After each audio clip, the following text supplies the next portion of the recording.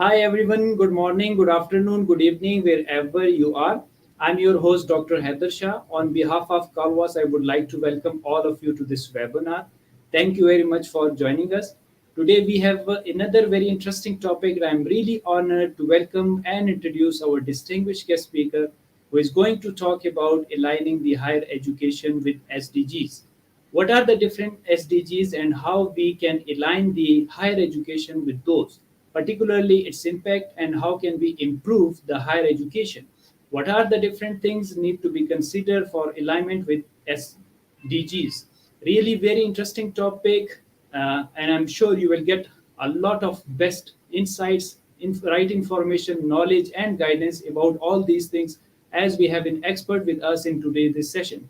So stay tuned because an amazing stuff are coming ahead in this session. So before we start, I would like to thank Kalwas for arranging such enlightenment sessions and for their support and providing us such a wonderful platform.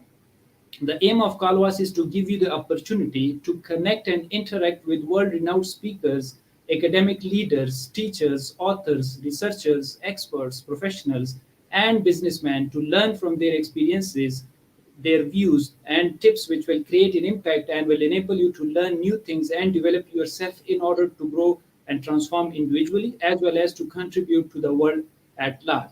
As our slogan is come, learn, and share knowledge. So today we have a special and an amazing person as a guest. She is a well-known personality in academia and industry who has a wonderful experience in internationally known and recognized speaker. She is a great human who is always ready to support and contribute to the field and world in different ways. So let me introduce her formally. She is a senior lecturer with the research focus in applied psychology, society, and social policy, as well as social responsibility and reputation. She authored 4 books with the explore differences amongst the cultures and their impact on business environments. In addition to that, she is also a newspaper columnist with a dedicated column specializing in addressing the need for change towards sustainable development. She received her first doctorate from France and is currently in her final year of PhD in marketing and reputation from the University of Reading, UK. Moreover, she has recently received the prestigious Pandemic Hero Award for academic and societal social efforts throughout the COVID-19 crisis, given to distinguished member of the society by the British Council and the Emery Devon in Kuwait.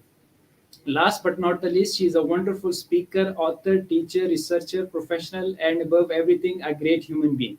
So please help me in welcoming our guest, Dr. Randa Diab-Bahman. Welcome to the Kalwas platform, and thank you very much for joining us. Thank you very much. Thank you for the lovely introduction and thank you for choosing me to be your speaker today. I'm very delighted to be here and I'm honored actually that you've chosen me from halfway across the world. I see that your goals also align with mine in giving back to the community and making sure that everybody is on the same page when it comes to progress, sustainability, and just bettering ourselves and our community in general. So I do appreciate you having me on the show. That's wonderful and really pleasure to have you. So, gentle reminder to the audience that Dr. Renda will be presenting and then she will leave time for question answer session at the end of the session. If you have any question, you can write in comment section or you can email us at info@carwas.com. So, over to you, Dr. Renda, please. Thank you. Thank you. And as Dr. Haider mentioned, if you have any questions, be sure to write them down. If there are certain parts in the presentation that you would like me to recap or maybe give some more details on, my slides are quite brief. As a lecturer, as an academic, I don't like to have the heavy slides. So if you do need more details or if you need some clarification on some of these topics further than that, of which I will mention, please go ahead and let us know in the ways that Dr. Haider had mentioned. So first and foremost, I labeled this talk the road to recovery. Why did I label it the road to recovery? It's definitely part of sustainability. It's definitely part of education. And as you generally know, sustainability is not a one-dimensional platform. It's not a one-dimensional topic. It really can't function or cannot happen unless we put our hands together, whether it's for environmental purposes, educational purposes. It all starts with us putting our hands together, because we cannot do it if we only tackle one issue or another. So sustainability really puts an umbrella on top of the bigger issues, or the finer details that we have to overcome and collaborate on in order to reach these sustainable goals on a global level. So the road to recovery is the tagline that I've been using, because we have done a lot of damage in every sense of the word. We've done a lot of damage, whether directly, intentionally, on a small scale, on a global scale, in every part of the sustainable goals that I'm going to mention. In particular, we're going to focus on education this time around, because that's really a big starting point. So, education for sustainability, what does it mean? Why did I say it's the road to recovery? Did we make such a big mess in education that we're going to have to recover? And how are we going to do it? Or is education our gateway to sustainability? How does it all function? And what are the dynamics at play over here? So, just to give you um, the bigger picture, the road to recovery is about having this idea that something is wrong and we need to fix it. We're on a road, and we're probably heading in the wrong direction at this point, in any factor, in any indicator that you look at. So the road to recovery is just another way to place your mindset in the right direction. We don't want to go about the ways that we've been going. We want to change that mindset and say, no, we need to recover. We need to first address the problems, see where they are, and then try to create some kind of collaboration or some kind of road work or plan in order to recover. We didn't say fix. Notice that we didn't say fix, because there's no way we can fix things at this point and return back to this idea of normal. If you take education, for example, it will never be the same, especially through what we've been through with COVID, and God knows what we're going to go through next. Technology took its toll on us, and it might seem all negative at some point, but these are actually positives that we could easily play off. We can easily embark or use as a platform to go to the next stage. So let's keep in mind this mindset that we're on a road to recovery, whatever the sustainability topic is going to be. So, what are the SDGs? In general, these are the global goals. So, if you look at different sources, some sources will tell you that the SDGs came about in 2013. Some will say um, they were imposed, or they were expressed as key interest goals by the UN in 2015. So it depends on the source, but whether it's 2013 or 2015, the goal was intended to be reached at 2030. So what happened was they came up with what we need on a global level in order to progress in the different continents that we exist on as humans. So some of these you might look at first glance and say, no, they're not relevant to me. I don't have poverty. Or um, we don't have a problem with peace and justice, or life underwater isn't a big deal to us. So this is why the UN had to be involved, because it wasn't just one nation or just one continent. We had to understand and really agree to the fact that this was a global effort. So it didn't matter what your personal or your country needs was only. It mattered in reference to everything around you, whether it was immediately around you or further on another continent. So, therefore, they came up with a list of very important topics that became the SDG, Sustainable Development Goals. And there are 17 of them.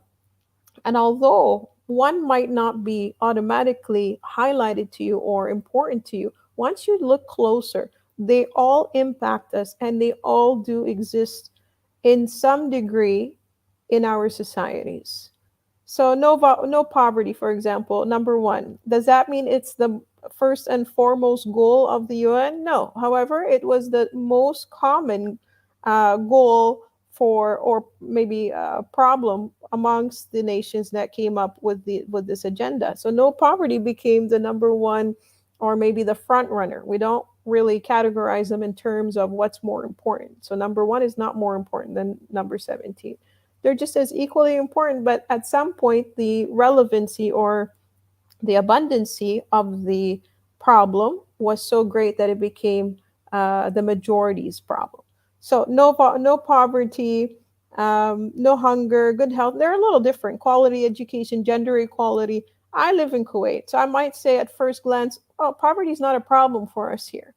However, what does poverty mean? Right? So poverty can be, on different levels, or poverty can be on, on a social level. For example, where we have different status quos, where we have different ways of addressing or giving maybe help to different people. So we don't really have poverty here in the typical or conventional sense, but we do have problems reaching some citizens that do need more help than we can give them, right? So it's all relative to your environment. And I think one of the goals of Dr. Haider as well, is to highlight the social impacts of our surroundings. And this is something to keep in mind when we're looking at the goals, that perhaps at first glance, when we look at the title or the tagline of the SDG, it might not seem relevant to us. However, it is. And if it's not directly going to affect you at this point in time, at some point it will have an impact on you personally, on your community, on a bigger country scale, and on a global scale. So that's something that we need to keep in mind whenever we're looking at social and a micro and macro idea of how the SDGs can impact us. All right, so these are the 17 goals. You can go through them. They're everywhere. If you want to have a little bit further information on what each goal does, we're going to get into that a little bit later. But generally, when you speak of the SDGs, these are the standard 17 goals that the countries who decided to embark on this said, here's our goals, and we will try to reach them by 2030. So then each country went back and said, and decided to come up with their own agendas. How are we going to reach these goals? I don't have the specifics on that. However, you are, more than encouraged to go on the UN website and look up what the goals of your country are, specific ones as well. So, for example, in Kuwait, we have New Kuwait Vision 2035. So within it is the 2030 goals. And then they've got the governmental goals, which is 2035. So how does this all tie into education? So all over the world, or in many places in the world, particularly in the UK, where I did a lot of the SDG training, there was an organization that decided to have a look at sustainability. We hear about it, we learn about it, and we know it inside out. Yes, we know all the details. But how can we contribute to this global phenomenon?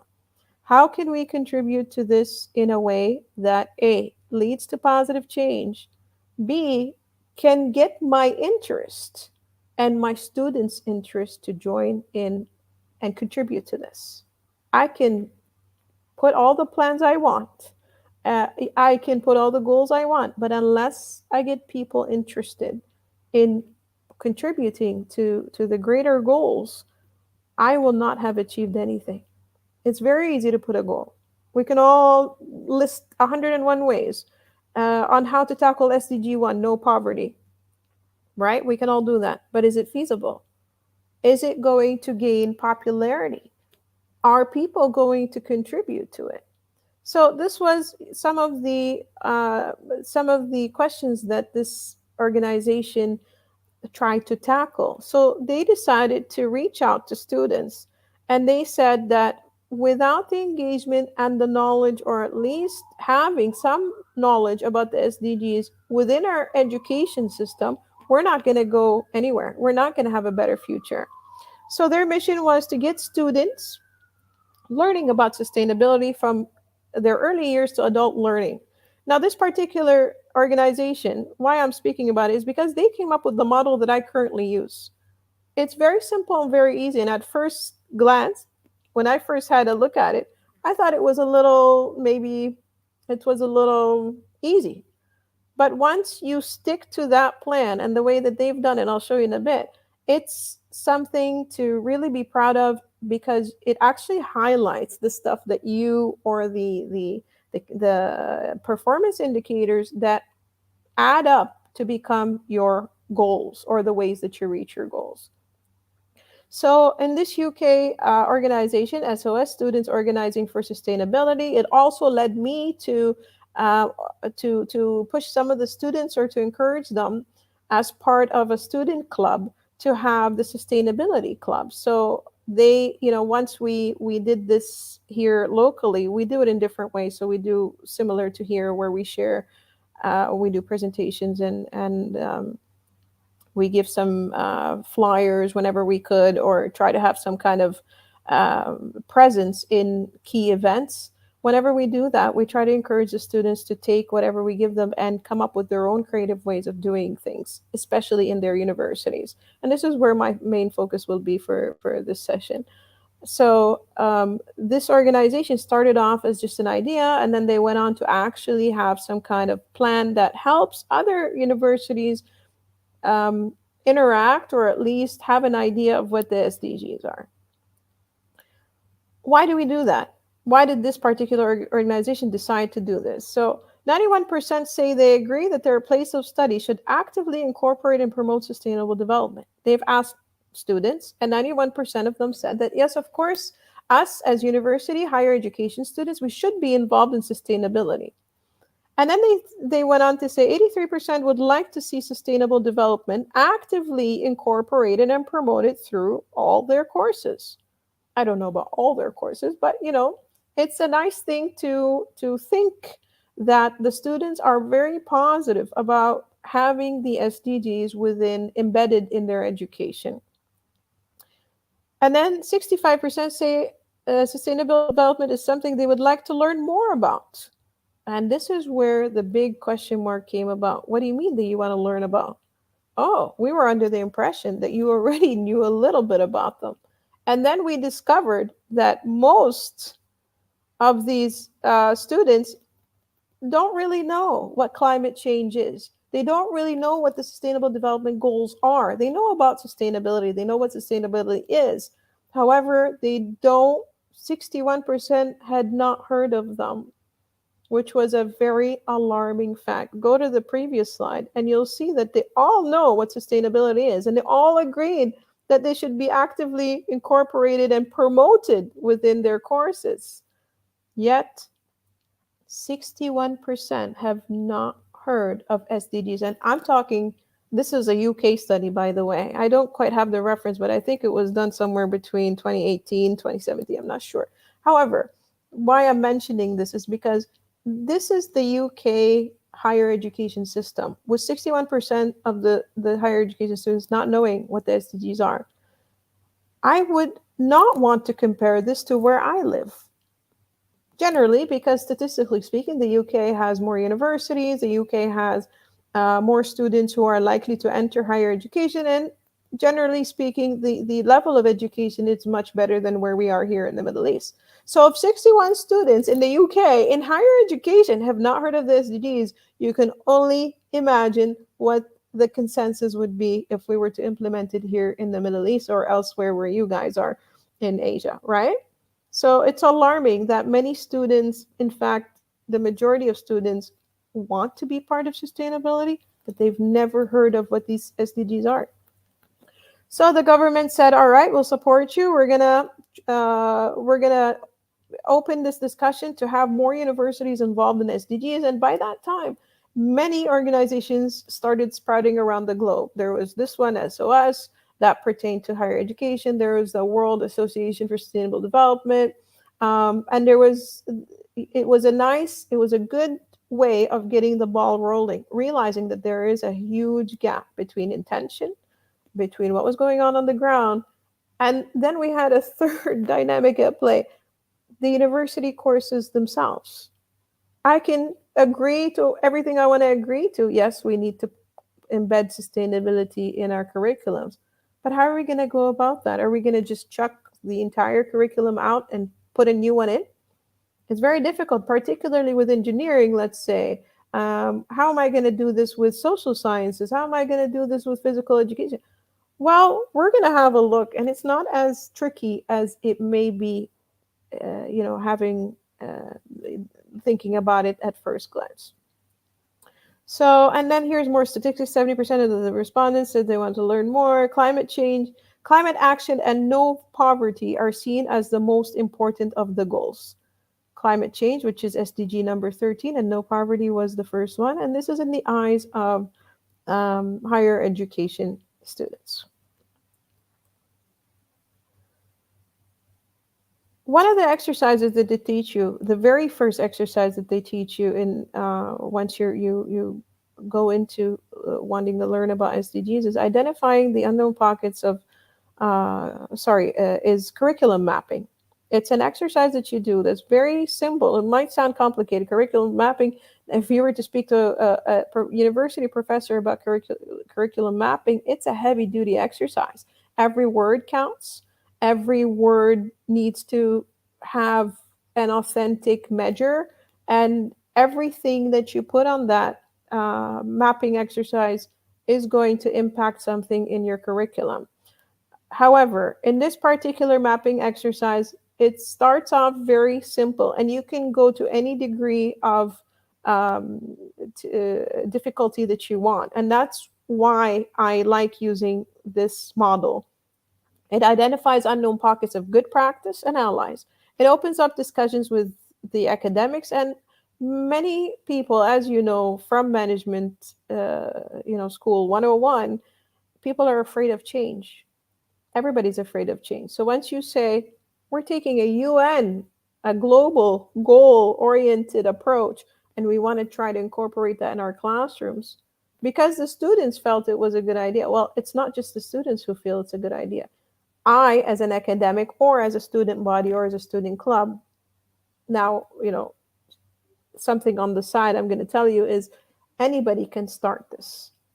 So this is if anybody who decides to start this, whether it's a club, a committee, a teacher, a department, anybody who starts this needs to have a good argument, because you are going to have people that are going to say, yeah, sure, we can do this later, or we'll do this in our next class, or we're right. So you're going to have a lot of convincing to do and a lot of pushing to do. But the best way to go about it is to really establish the quantitative baselines and the measures that you're going to achieve, or the key performance indicators that are going to lead to more skill development and leadership in your community, and also in your own targets, in your own values, in your own mission statements as a university. So these are some of the first obstacles that you have to consider. Who is my audience? Who am I talking to? Who am I trying to convince? The more support you have, the more likely you are going to embed these goals into your syllabi. Why am I doing this? What are the outcomes, or what are the advantages for me as a person, as an institute, as a body? And then you just go into that funnel effect until you see the bigger picture. How is this going to impact my community? We even got to a point where we started lobbying with the local UN. We started lobbying with the local NGOs, from female empowerment NGOs, nonprofit organizations. Anybody that was willing to listen was on our target list. And that's how we ended up convincing most people that this was important, because the more allies you have, the more likely, the more noise you make, the more likely they are to listen, in a very positive way, of course, right? Because at the end of the day, we're all going to benefit from this. And the opposite is true. We're all going to suffer from this if it doesn't happen. Okay, so here's the first exercise, and you're welcome to copy this. I think there are some documents that you can easily download off the internet that are very similar to this table. So what this table is, it looks complicated, but it's really not. So what it's doing is, I don't know if I can zoom in, but I'm sure this is recorded and you can zoom in later. You can see very easily the numbers up top, 1 to 17. These are the 17 SDGs. And they're labeled for you. No poverty, zero hunger, and so on and so forth, right? Each one is labeled for you, 1 to 17. And then here, it gives you a little bit of a description. Now, this is just the one line description. You can go in the UN sites. Again, even any Google search will give you more on each one of these particular goals. The very first thing to do, you look at this and you cross it with your curriculum. Does it cover it? It's not covered, you give it a 0. A little bit of mention, you give it a 1. Clear mention of this goal, you give it a 2. So it's going to be based on kind of a scorecard. This is the very surface level thing. Once you've gotten, you don't even have to have approvals to do this. This can actually be part of your ammo. This can actually be part of your toolkit that you will use to shed the limelight on the issues at hand and also to defend your stand. You can also use this mapping to further your argument by saying, well, you can easily put the SDGs in here like this. Okay, I'm going to show you some tricks also that we used throughout this. So, for example, we had climate action, which is SDG number 13. And there was one particular university who only dealt with, or who only taught engineering classes. So climate action was, what are you talking about, Dr. Randa? Climate action is not our thing. We're studying robots. And I said, hold on. Climate action can easily be embedded into your engineering curriculum in general. It might not fit in all classes. However, you can make some mention of it when it comes to any kind of engineering, because you can use sensors, for example. If those are the sensors that you're using for robots, you can create sensors to help you combat climate change. You can create fans. You can create any kind of mechanical device. So this idea that we can't is always going to be out there. And that's going to be their first defense, whoever you're going to talk to. So it's good practice for you to go through the syllabus yourself if you are pushing for this, or to sit down with the heads of departments or whoever is willing to listen and really try to understand what the subject is about and how you can embed these goals very easily in alignment with whatever it is that you're teaching. It doesn't have to be heavy duty, and this is why I like this model. Is it covered a little bit? Great. That works too. If it's covered a little bit in one subject, we can enhance that, and we can put 2-3 year plans as to how we can enhance that. Or we can say, no, it's not covered, but there are ways that we can cover it in from a different angle, or tackle it, or at least talk about it in this classroom, right? So this is a model, for example. These are the wider aspects. So if you find, I'll go back to this one. If the rule of thumb is to try and focus on at least 2 to 3 of the SDG goals. So if I'm in the faculty of business, I'll have a broad look, for example, or any faculty. I'll have a broad look at the SDGs, and I'll say I could really highlight this and this, for example, number 13 and number 1 in 5 of my courses. It's a good practice to at least focus on 2 or 3, because that way you'll have a better chance of achieving your goals, rather than trying to have all 17 SDGs embedded in every single course. So it's okay to have a course that it's not covered in. Can it be tailored on the in the long term to cover 1 or 2 of the SDGs? Great. But if it doesn't fit every single SDG, that's not the goal. The goal is not to have 1 through 17 in every single one of my modules. The goal is to at least have an overview of what we have currently, how we're going about supporting the SDGs, and what we can do for the future. So this is the wider aspects of the sustainability learning. So sustainability isn't just doing, it's also learning. So understanding sustainable value development, seeing the bigger picture, ethics and values, which can be embedded so easily in every single course that you teach, whether it be a social science, medical, Engineering, it can easily be incorporated.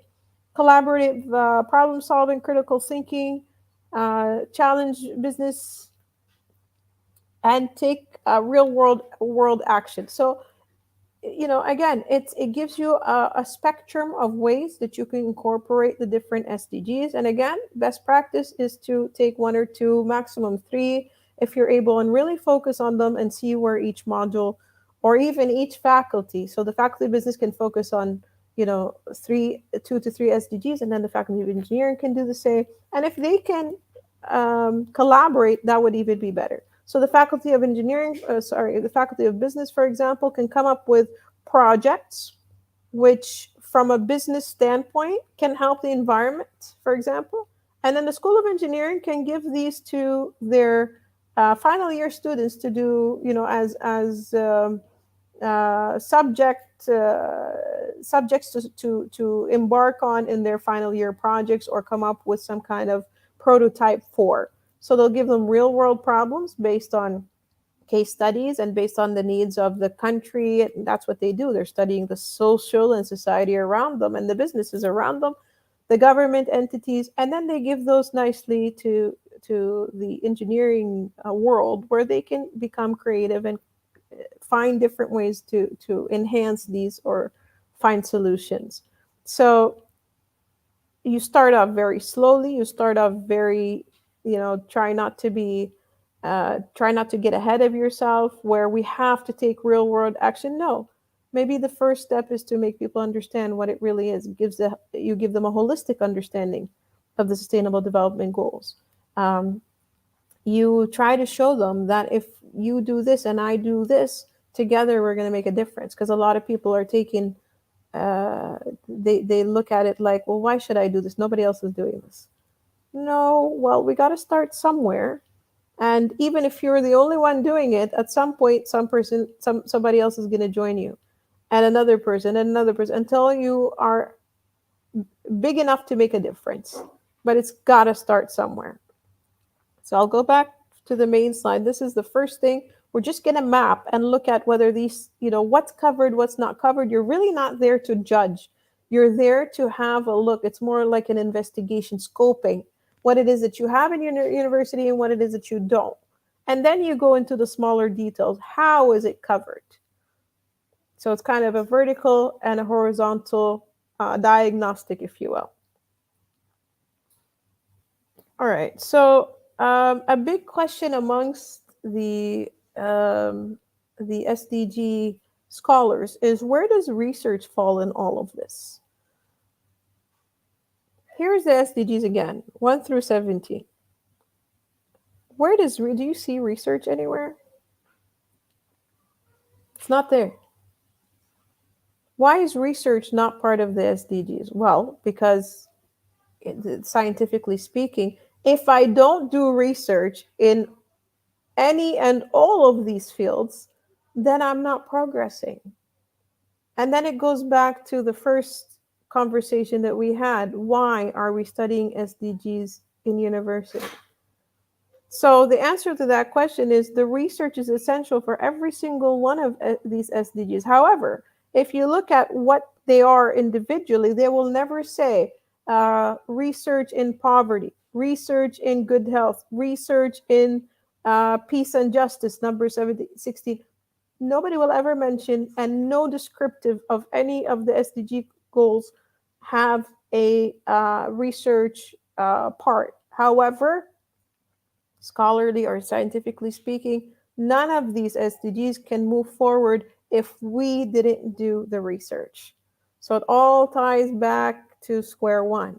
Education, and higher education in particular, where most of this research is supposed to be done, is one of the most critical points in order to reach these SDGs that we're hoping to reach.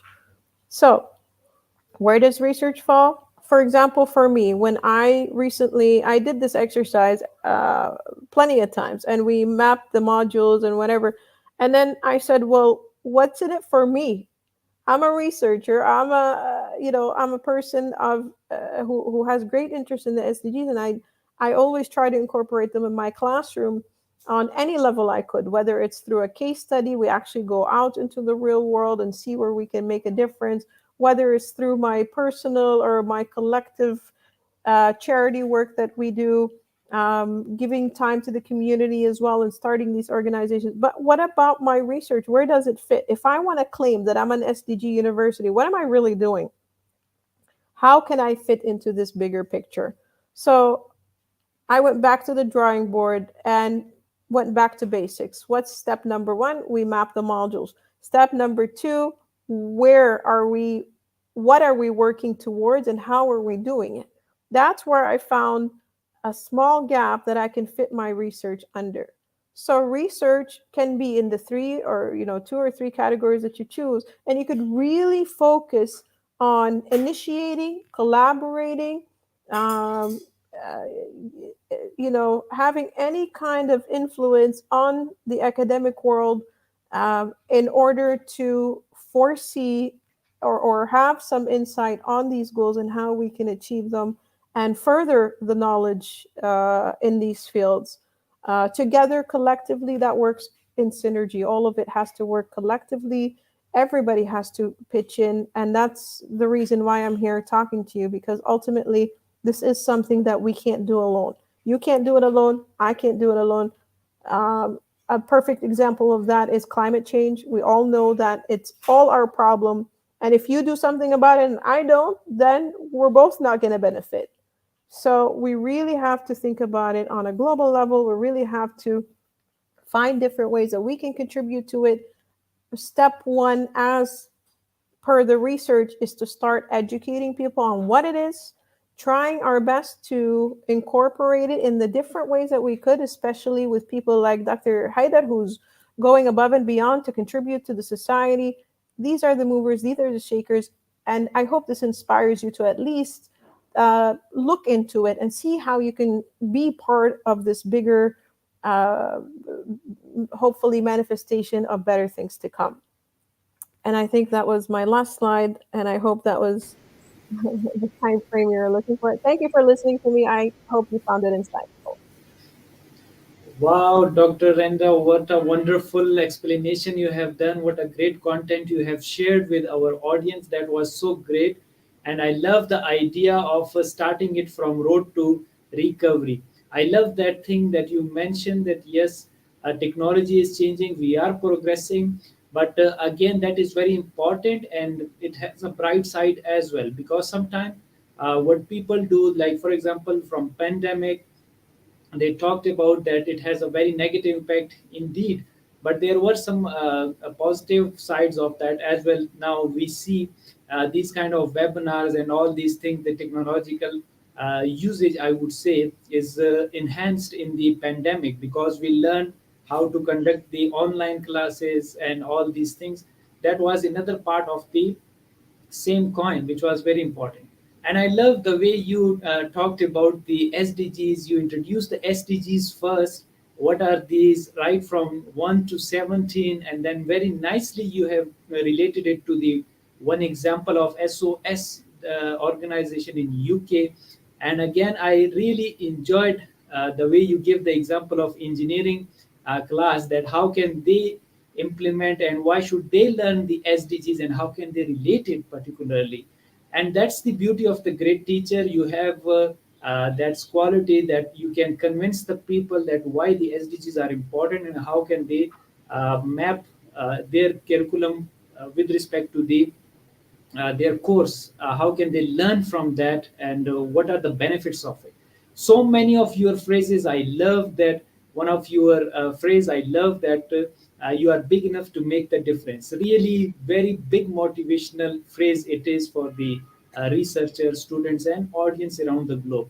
Individually, we can't do anything, but together we can do so many things.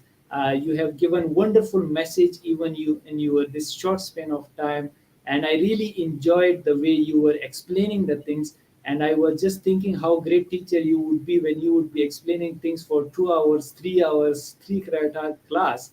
That would be great, because the way you speak and the way you connect the different dot was so great.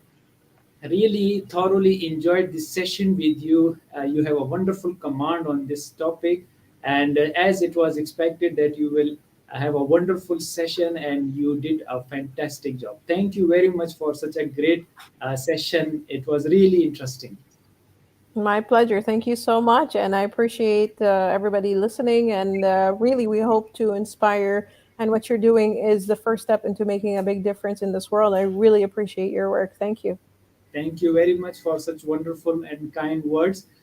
We all are sharing the same thing, what you mentioned in your session as well, that together we can make a big difference, and that's what we are doing. And that's why we say share your knowledge so that we can have a greater impact on this planet for upcoming generation. Dr. Randa, you have explained so many things. The question were mostly related to research, the curriculum, the outline, the courses, and the mapping. So many things you have already covered in your session, but still there are certain questions which needs your explanation. So, should we start with the first question, please? Sure. Yeah. Please go ahead. Yeah, please. Thank you. The first question is they say that, dear Prof, there are several SDGs that are directly linked to research. These include improving the scientific, technological, and industrial infrastructure of developing countries, etc. So, dear Prof, please share your thoughts on research in multidisciplinary approach. As you have wonderful explained the different SDGs and SDG role, the research role in the SDGs are very important individually. But how do you see the multidisciplinary approach towards the SDGs? Because they say that it is necessary that a holistic multidisciplinary approach is taken to SDG research, and that this requires collaboration within the institute and beyond. Please share your thoughts. Yes, please. Yeah, so this was one of my dilemmas as well. That how do we fit research into everything that we're doing for the SDGs? There's plenty of information about what the SDGs are, but how do we get about working together and making that impact? So, multidisciplinary work is often something that we talk about in academia. The more specialized a research can be, so generally speaking, if we're looking at research, we see, especially when we're in the academic arena, we see hyper specializations.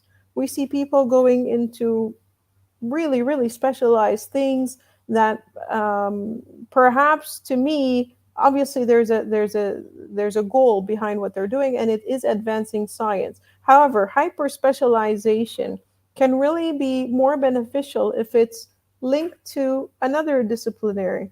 So for example, if somebody has really gone far and beyond into the research on, let's say, medical, something medical, so you can come up with this medical device and really perfect it.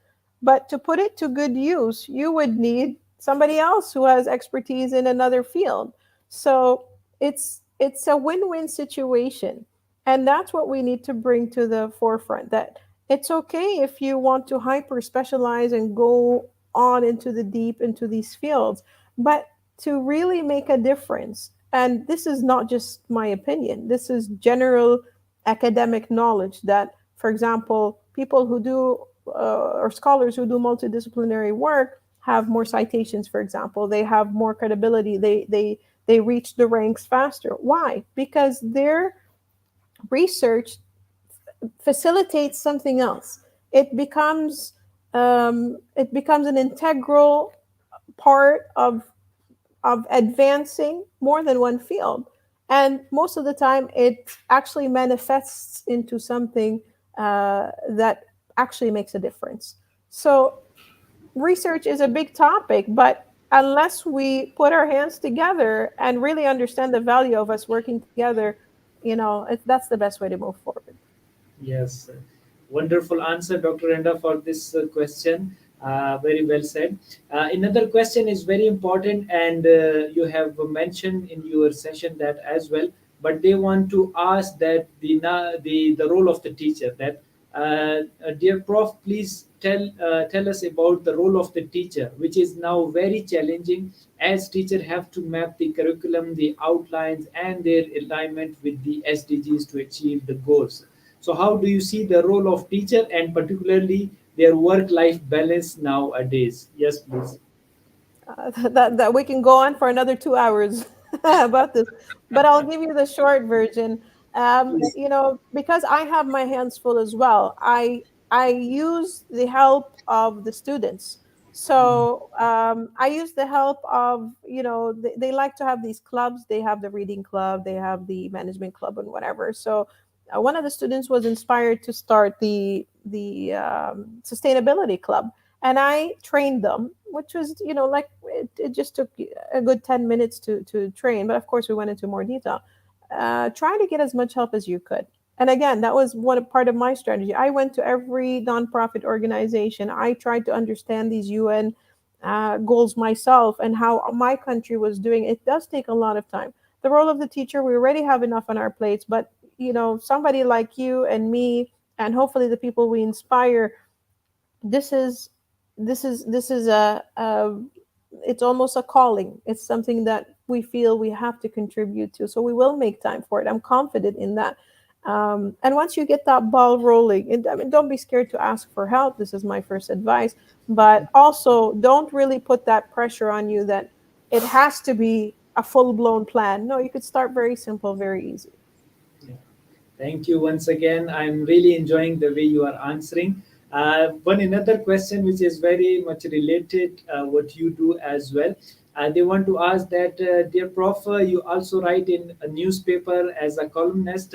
Please share your thoughts. What are the biggest challenges nowadays universities are facing, are well faced while aligning to the SDG goals? Yes, please. This might not be the answer you want to hear, but the biggest challenge that I've faced so far was actually getting people to realize that if you didn't do anything about it, you are going to suffer. It still continues to be a problem in convincing people that the SDGs are real. They are there because we're having real issues. We're having real thunderstorms in the middle of summer. Our kids are having every allergy on their body. God forbid the cancer rates are out, really high. These are the facts that people sometimes they don't join the 2 points together. That if we don't make, I'm not inviting you to share the SDG vision with me. I'm telling you that if you don't do anything about it, you and I are going to suffer. So this was the biggest, it continues to be the biggest hurdle to get people interested in hearing about it, and even harder to get them to participate. Yes, wonderful. And I love your, again, another phrase that together, collectively, we will suffer if we do not consider it very well.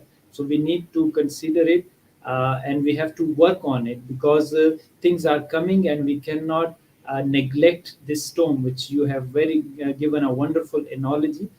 We cannot, we will not be able to uh, uh, uh, we will be not in Sorry, a doctor, you're position. cut off. I Yeah, can't hear exactly. you. Yeah. So another question, dear Dr. Randa, they are asking is, uh, how do you see the future education? Nowadays, there is a very much emphasis on the skills development rather than the formal education degree. So, how do you see the future job perspective?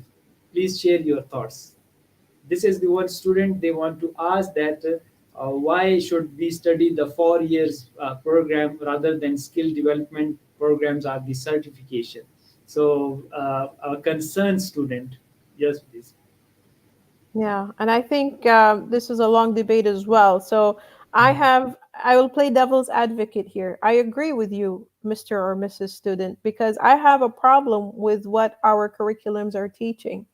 I have a problem with our curriculums being outdated, whether it would be in higher education or in the early years, the primary years. Technology has come so far. We have to think about why we're learning certain things. So This is my negative side. Why do we have to study algebra when we have calculators everywhere, right? So we had to study algebra because we didn't have calculators, or 50 years ago these weren't popular tools. So now we have to look at what starting points that where we're going to start and what we're going to teach our children. The other side of that debate is, well, skills training will give you the skills, but what you're really in school for, or in university, why you're paying all that money when you can just go on YouTube and learn something? There was an interesting study from MIT that recently came out who said, why do MIT students, and by the way, MIT has all of their courses, 90% of their courses online for free. So you can learn exactly the same way that the MIT, top university in the world, is being taught. All the material is there. But what really makes a difference is learning how to learn. It's not necessarily just the factual, I can give you a book, you can go learn it, look it up on YouTube. These are supplementary. These are complementary to the ways that the teacher or the mentor, even your classroom, even the people around you make a difference, because those are the habits that you will build for yourself, that you will pick up. It's not just about skills later on, and this is my what I foresee in the future. It's going to be about emotional intelligence a lot more than what you know. I can teach you skills, but I can't teach you life skills. I can't teach you how to interact with one another. I can't teach you how to be interested in a subject like SDGs. However, if you surround yourself with the right people in the right mindset, similar mindset within a very credible university, learning is not just 1, 2, 3. Learning is also what you take from the experience of learning. So I agree and disagree with the student. Yeah, very nice analogy once again you have given, and wonderful examples you have given.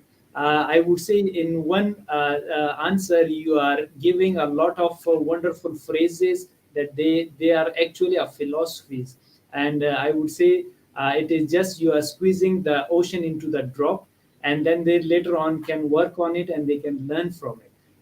Really, I'm enjoying the way you are answering. One last question, that question is, how do you manage your time, since you write for newspaper, you write books, you are doing another PhD, and you are a full-time researcher as well, and a teacher as well. So how do you manage your time? Yes, please.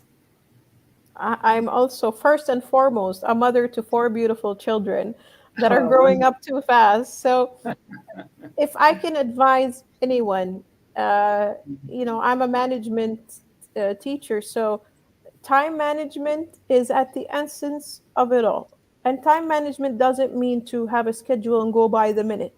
Time management is allocating enough time to the priorities at the given moment. So if the priority is me, I will never exclude myself out of these priorities. If I need to be the priority at this time, I will drop everything and be the priority. On the weekends, I never work on Fridays, regardless of I will have a million and one things. Friday is my day. I will never open a book. I will never force my children to open a book. It's a day for family.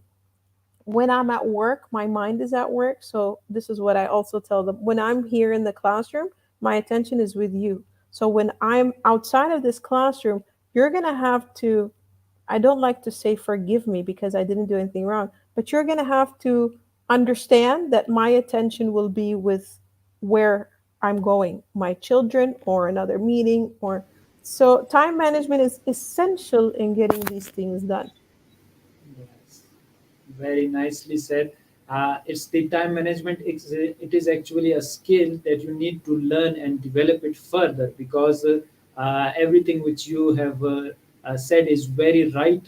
And we do have the family life, and we must compensate each and every aspect of our life, because this time is very important and we don't want to spoil it. So, very nice suggestions you have given. Really, I loved your wonderful explanation and powerful content, followed by the wonderful question and answer session. Thank you very much, Dr. Randa. So at the end, we ask our each guest What is your message to the world as a speaker, author, teacher, researcher, learner, professional, and educator? Yes, please. My message is keep it simple. Look at what really matters in life. Look at what will take us in an optimal way to tomorrow, whether it's from yourself, how you better yourself, whether it's taking care of your family or obligations, your social obligations, but don't ever feel threatened by it. Always, whenever you feel that it's overwhelming or we can't do it, we're never going to achieve the SDGs, we're never going to have a climate change, I'm never going to be a good mom, or take it back, keep it simple. We can and we will. You can do it. We can make a difference so long as we start with ourselves. That's my message. Wow, wonderful message you have given to the world. Keep it simple and you can do it. I think that's the wonderful motivational phrase you have given to them, that yes, everything is possible, you can do it, but let's be focused and keep it simple. Don't be panic.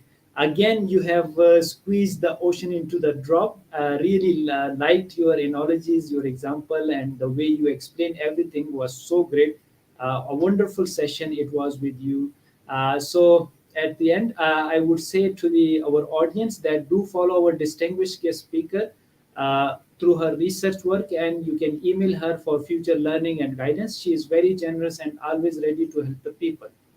Moreover, powerful explanation and wonderful content, which our great speaker has already elaborated, will help you to learn and develop your understanding regarding the SDGs and its alignment with the higher education. So, take advantage of all the information and important tips and suggestions shared by an expert. That's all we have time for today. Thank you once again, Dr. Randa Diab-Bahman. And I would also like to thank our audience who joined us. If you have any additional question about information shared today, please email to us or connect to the speaker directly. Thank you all for your support and liking our sessions. Stay tuned as many sessions are on the way. Please do not miss any session, and the next session, take care of yourself. Bye bye.